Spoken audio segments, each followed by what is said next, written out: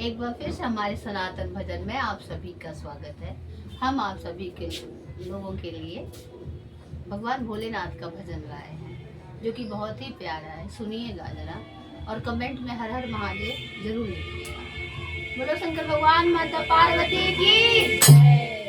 शिव मेरे सपनों में